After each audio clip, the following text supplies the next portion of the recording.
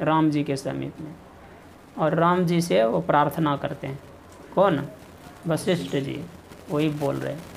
उपरोहिति कर्म अति मंदा,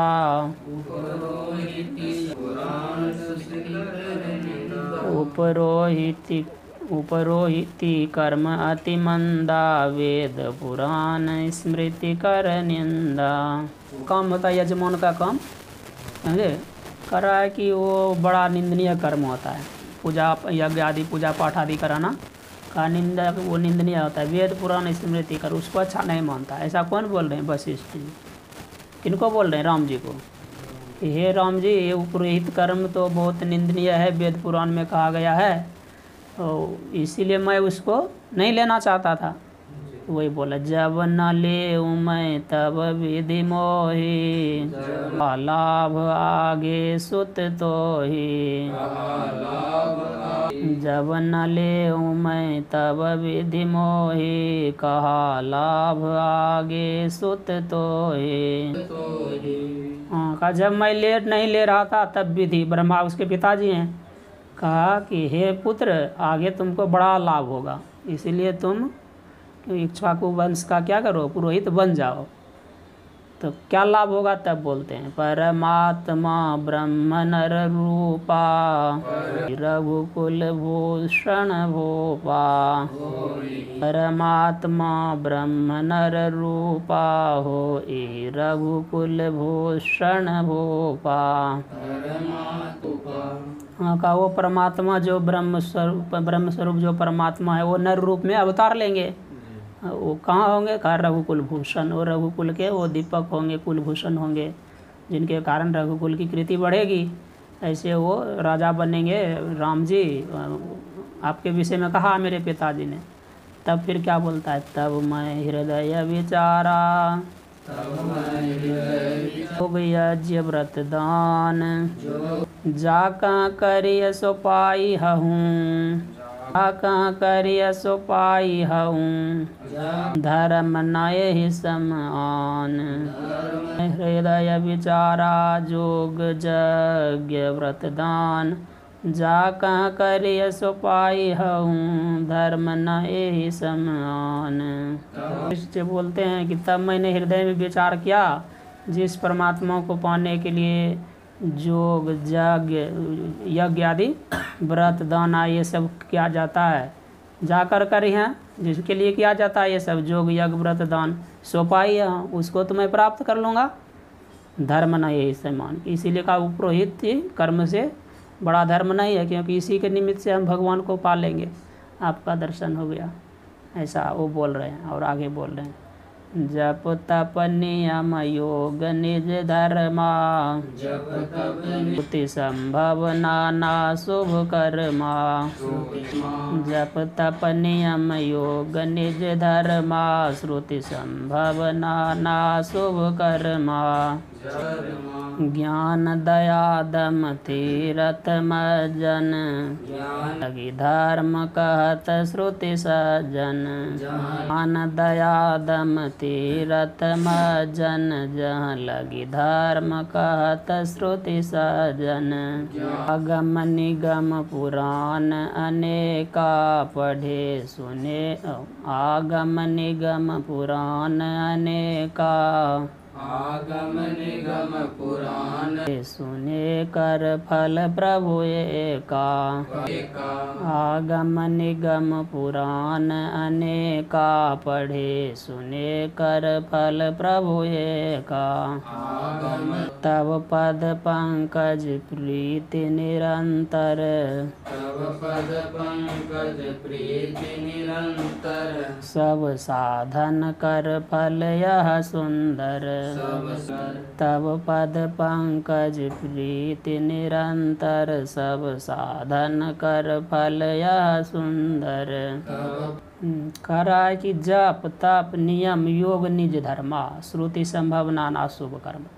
कह रहा है जो जितने जप हैं तप हैं नियम है योग है और अपना जो भी धर्म है, समझे, निज धर्म का जाति विशेष लेकर कहता होगा वो है। और श्रुति संभव, श्रुति में जितने प्रकार के और शुभ कर्म कहेंगे, उसमें का ज्ञान है, दया है, दम है, तीर्थ मज्जन, तीर्थ में स्नान करने जाते हैं ना, जहाँ लगी धर्म कहते श्रुति चले, और जो कुछ भी धर्म श्रुति और सज्जन लोग कहते हैं। आगम पुराण, आगम निगम पुराण अनेक हैं, वो 4 वेद हैं और 6 शास्त्र हैं, और फिर पुराण 18 पुराण हैं। ये सब को पढ़े लिखे का फल एक है, इन सब को पढ़ने सुनने का फल एक ही है। वो क्या है? तब पद पंकज प्रीति निरंतर का, आपके चरण कमलों में निरंतर प्रीति बने रहे ना। सब साधन कर फल या सुंदर, सभी साधन कर, सभी साधन क्या बोले? जितना जप तप नियम योग आदि, ज्ञान दया दम और तीर्थ में स्नान करना, जितने भी श्रुति और सज्जन लोग धर्म कहते हैं, आगम निगम को अर्थात शास्त्र आदि को, पुराण आदि को जो भी पढ़ने सुनने, उन सभी का फल क्या है? इन सभी साधनों का फल यह ही एक फल सुंदर क्या है कि आपके चरणों में निरंतर प्रीति बन जाए। समझे? प्रीति कैसा? निरंतर होना चाहिए, नहीं कि छूट जाए फिर हो जाए। यही सबका फल है। अब आगे और क्या बोलते हैं? छूटई मल की मल ही के धोए, कि पाव को बारी बिलोए। छूटई मल की मल ही के धोए, घृत की पाव को बारी बिलोए। प्रेम भगति जल बिनु रघुराई, अंतर मल कबहु न जाई। प्रेम भगति जल बिनु रघुराई, अभियंतर मल कबहु न जाई।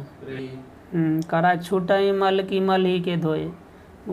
किसी चीज़ में गंदा हो गया है तो उसको धोने के लिए क्या फिर मल से वो साफ हो सकता है? नहीं हो सकता है। और दूसरा उदाहरण दिया, घृत की पाव कोई बारी भी लोए, कोई बाड़ी को मंथन करे तो कितना भी मथेगा तो घी निकलेगा?